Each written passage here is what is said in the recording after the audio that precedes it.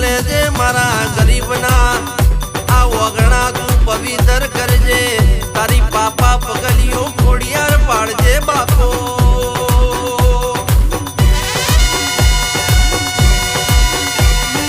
મોણહાનો જન્મ દાડો કહેવાય